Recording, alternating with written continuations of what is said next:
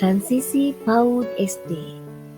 Transisi PAUD SD merupakan proses perpindahan peran anak sebagai peserta didik PAUD menjadi peserta didik SD dan penyesuaian diri anak dengan lingkungan belajar baru.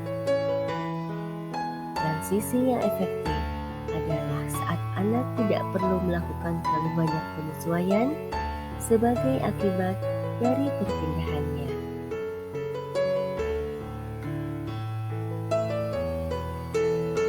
Saat ini di tengah masyarakat kita masih terjadi banyak miskonsepsi.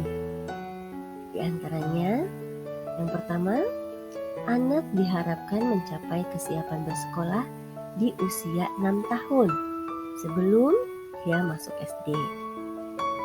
Yang kedua, kesiapan bersekolah SD adalah ketika anak sudah mampu calistung.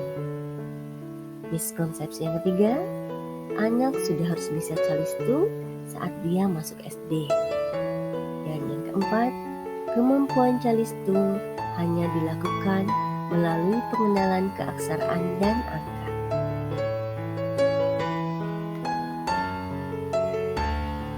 Sehingga ada hal yang perlu diperhatikan. Kesiapan bersekolah tidak hanya pada kemampuan baca tulis hitung saja.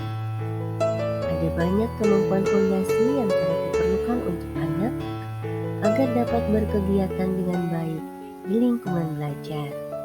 Antara lain, kematangan emosi untuk dapat berinteraksi dengan rekan sebaya, serta pengembangan keterampilan motorik dan perawatan diri yang memadai untuk dapat berpartisipasi di lingkungan sekolah secara mandiri. Siap sekolah artinya memiliki kemampuan fondasi untuk menjadi pembelajar sepanjang hayat. Sebetulnya, di PAUD sudah boleh diajarkan calistung. Karena sesungguhnya yang dibangun sejak dari PAUD adalah kemampuan literasi numerasi, di mana baca tulis hitung adalah bagian di dalamnya. Kemampuan membaca dan berhitung terjadi secara bertahap. Pengenalan kemampuan ini perlu sesuai dengan tahapan perkembangan anak dalam konteks kemampuannya berkomunikasi, serta harus diterapkan dengan cara yang sesuai bagi anak usia dini. Itu menyenangkan dan tidak keliru.